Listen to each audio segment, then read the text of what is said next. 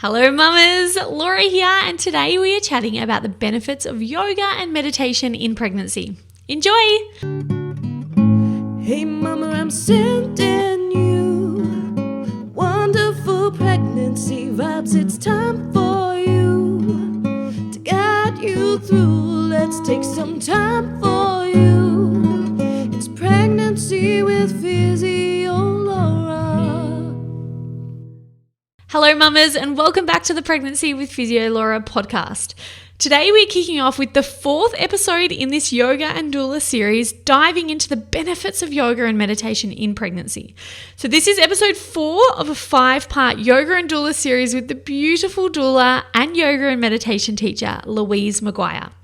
Louise chats today about the importance of yoga and meditation in building the mind-body-spirit connection, how these tools can help to reduce both physical and mental tension and help you connect deeper with your baby, why leaning into all emotions, not just the positive ones, is so important, and how you can meditate if you think you're one of those people that just cannot sit still.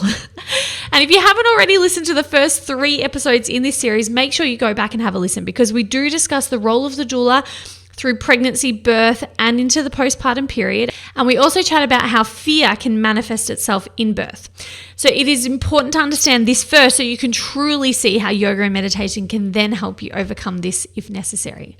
And there is still so much amazing content coming up in this Yoga and Doula series. So if you haven't already, be sure to subscribe to the Pregnancy with Physio Laura podcast.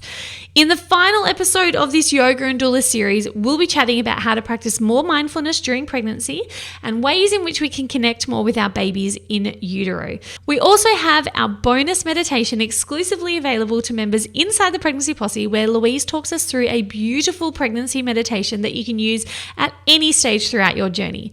So this entire podcast series and all our other podcast series, along with any member-only content, is all live right now inside the Pregnancy Posse.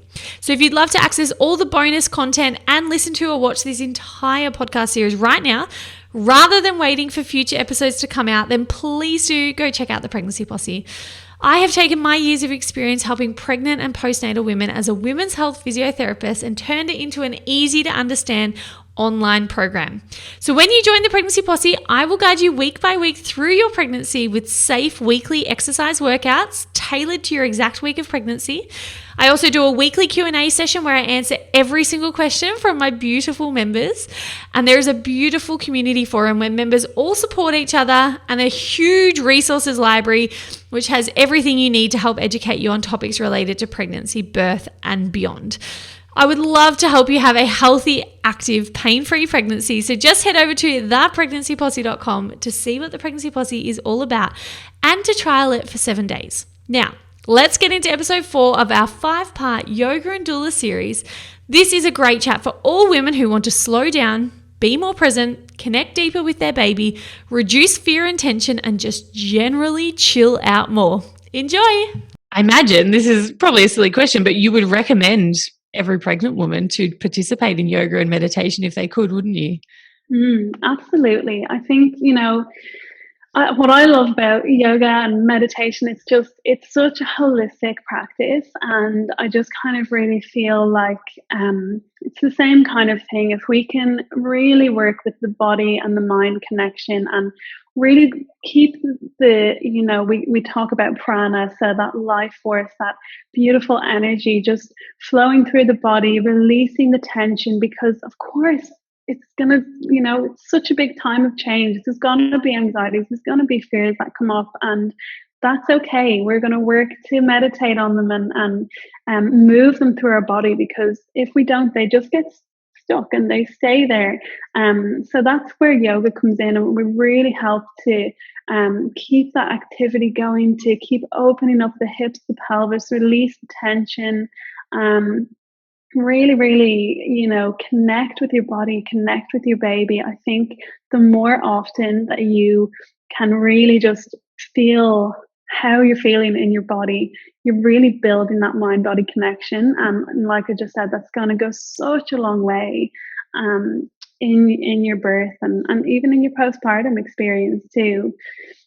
And I love what you said about connecting with your baby, because I do think the modern woman is busy and go, go, go and run off her feet. And I know a lot of women don't think about whoever that little person is inside of them until they're born earthside. But there's so much connection that you can be fostering and developing while they're in utero. And I think there's something about stopping and breathing and pausing and connecting, because it is such a sacred time to be pregnant. And I think slowing down in general is so important, but particularly when you're growing life inside of you. And for those who aren't familiar with meditation specifically, I think a lot of people understand what yoga looks like, but for those who aren't familiar with meditation, and they're worried about, I can't sit still and not think for 20 minutes. Do you have like advice or some tips for those people who may believe that's what meditation is, that they need to just stop thinking and that they think they're too much of a thinker or too highly strung to even be able to do that? Is there a starting place that they could begin? Yeah, absolutely. And I think I hear that so often, that, I can't really meditate because like my mind's just too busy. But if you're sitting down and actually just watching your mind, like that is meditation, and that's actually really, really powerful. That's one of the major, like almost like I don't want to say breakthroughs, but it's really powerful to just practice that, to just sit back and just watch the thoughts, see them kind of coming and going, and actually just noticing how busy your mind is huge, because we often don't take a step back and watch, and yeah, I think kind of in doing that, in watching those thoughts, you kind of can realize like, oh, I'm actually, these thoughts are going, and I'm sitting back here just watching them. So it really brings home that you are not your thoughts, which is a phrase that a lot of us might have heard. And to just not get so attached to those thoughts. You don't have to listen to them. It's literally just a thought, and it comes and it goes, and it's your choice if you want to kind of go down that rabbit hole of believing that thought. But I think even if you're not the kind of person that likes to even just sit down and watch thoughts, you can just practice mindfulness in your day-to-day life. It can be even just out for a walk, and rather than, being always listening to something, maybe for once you're going to just take out your headphones and you're going to really use all of your senses. You're going to look around at all the colors, you're going to take in the smells, and you're going to listen to the sounds of nature. And I think just little things like that, because there's just so much in the world right now, and especially, for moms who have little kids or little babies at home, it's probably not very practical to carve out even just 10 minutes for yourself to sit down and meditate and be undisturbed. So, just washing the dishes, just really feel all of the sensations, and that's mindfulness. That's taking you out of your head and bringing you back to your body, and it's just so amazing for the nervous system. And the babies in utero and the babies earthside will pick up on all of that. Yeah, a lot can be said about what the babies are experiencing during pregnancy. It's not just, that they're starting to pee or they're starting to hiccup. They're really trying to, I guess, make sense of the world that they're coming into, and they're trying to prepare themselves, not just physically, but kind of mentally and emotionally as well, about, what is this place that I'm coming to? And they're picking up on all of that. And I think, it's really important as well to remind you all that even if you are experiencing stress or fear, that's not necessarily a massive negative for your baby to experience in utero. In fact, it's really how you deal with those sensations. because it's unavoidable. That's life. We can't just go around living in this blissful, peaceful, joyful bubble as much as we want that experience for our babies when we're pregnant and afterwards. But just, letting that emotion out and, like we were talking about, doing these journaling exercises, exploring your fears, releasing them. If you're feeling really frustrated, bang on some pillows, like scream into water.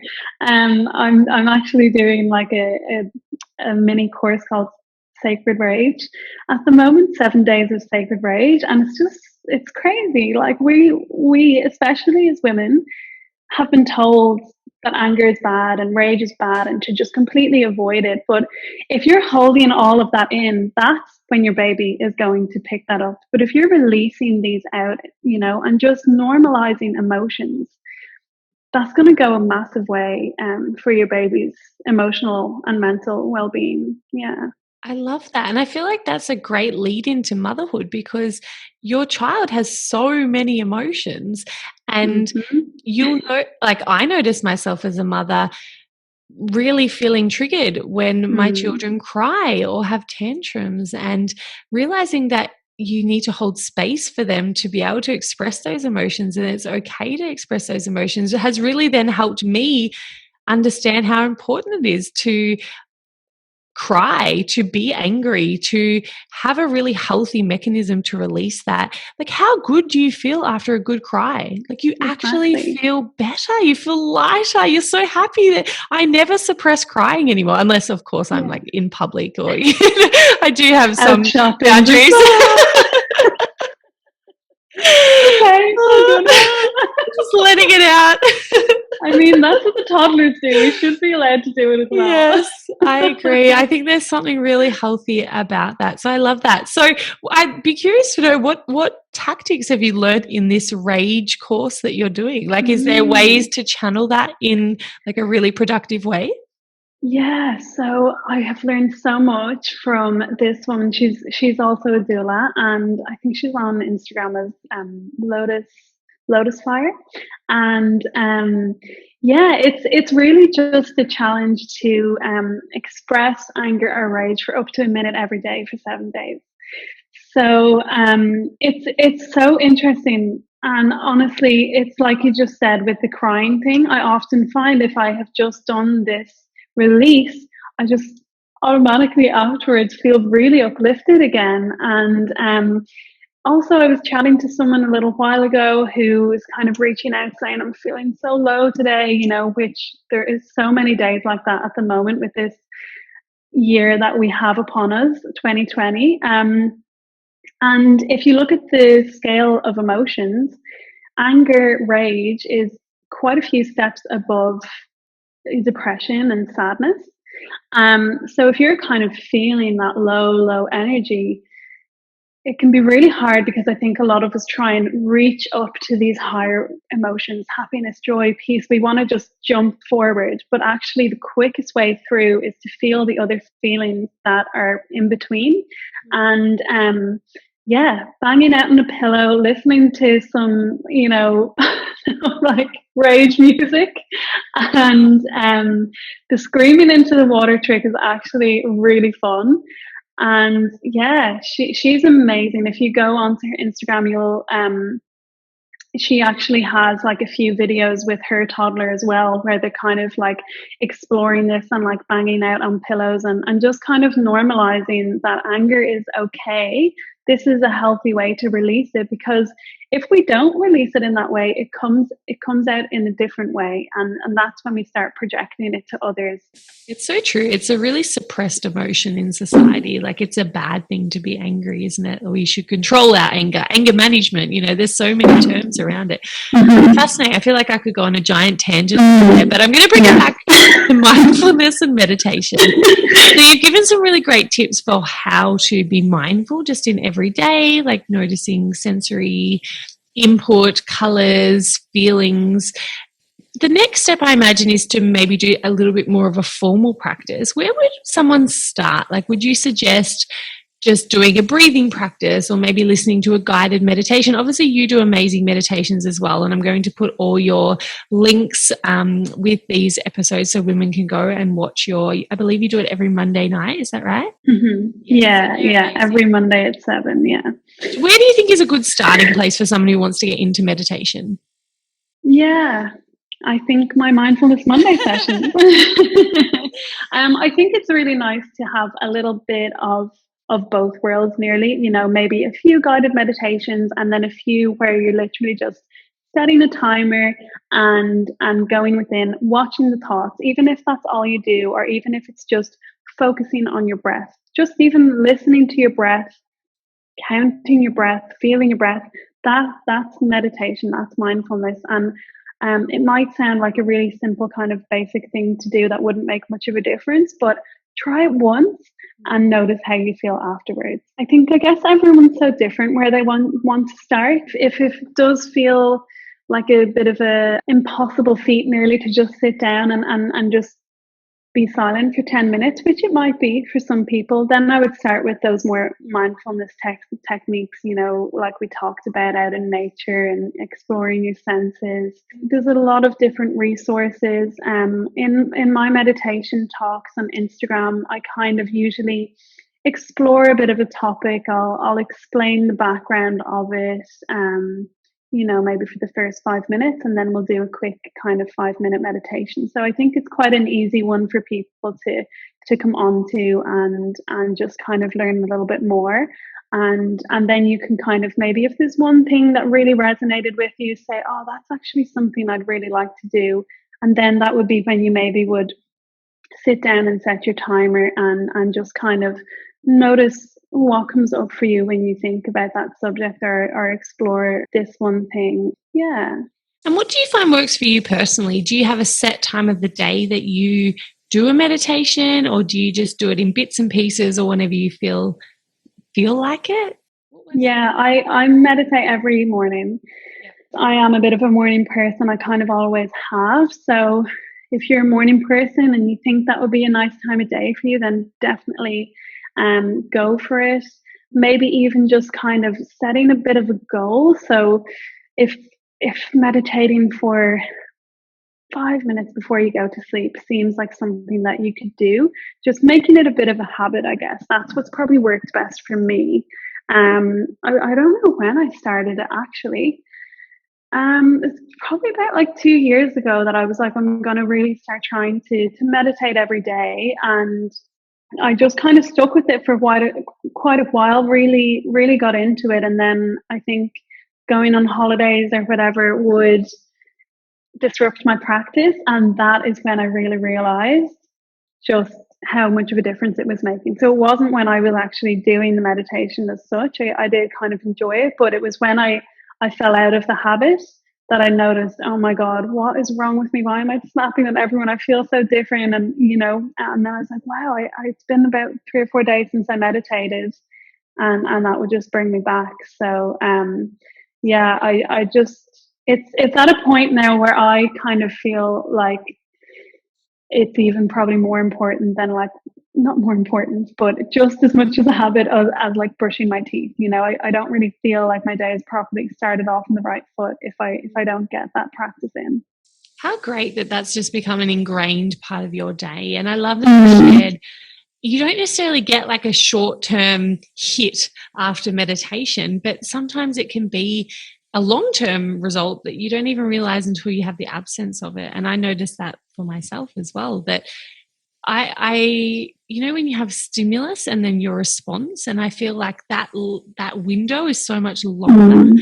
I feel this a lot in motherhood with patience and your children testing your patience, that if I've been meditating, I am so much more patient. And when I get that stimulus that might trigger me versus, how am I going to respond to that? My response is so much more measured and patient and calm when I've been meditating. So I don't have to be in the zone right there and then. It has these long-term carryover effects into the rest of the day.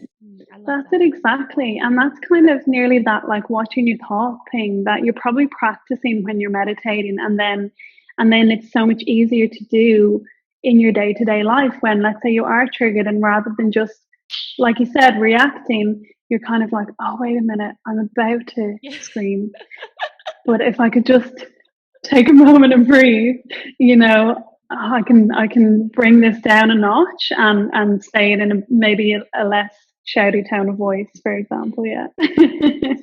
Yeah, I think that's so powerful. I'm totally going to adopt your scream in the shower technique as well. I probably never, and this is a whole other topic for another day, but motherhood rage is a real thing. And I used to be embarrassed to admit that, like, oh, I can't be a raging mum. I can't feel rage. Like, I love my children. They're the best thing that's ever happened to me. But I speak to all my friends and my family, and everybody experiences motherhood rage, like on the daily almost, like some version of like, oh, I'm so and I just think, first of all, acknowledging that that's an emotion you might feel, but then having a toolkit, i.e. screaming in the shower or meditating or whatever it is that you do to help manage that, it just makes you feel like such a nicer person and such a nicer mum. And then the rest of your day is just so much nicer. So I love that.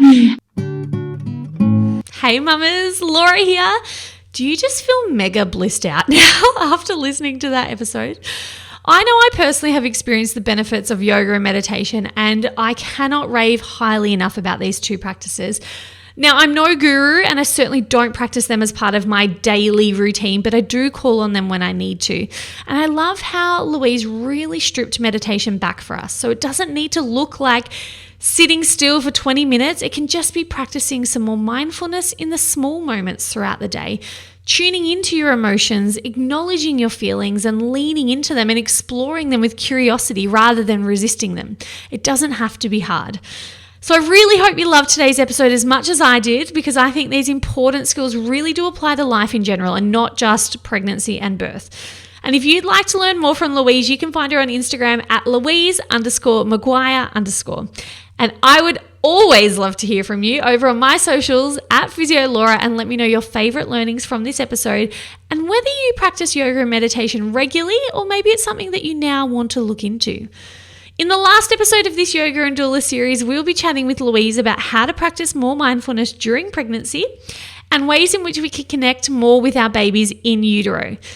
So if you haven't already, just subscribe to the Pregnancy with Physio Laura podcast so that you don't miss our upcoming episode in this wonderful series. And remember, you can find this entire series along with all our other podcast series right now inside the Pregnancy Posse. So for most series of the podcast, we do record bonus content for members only. And in the bonus member-only episode for this Yoga and Doula series, Louise guides us through a beautiful 6-minute meditation to help you connect with yourself and your baby better.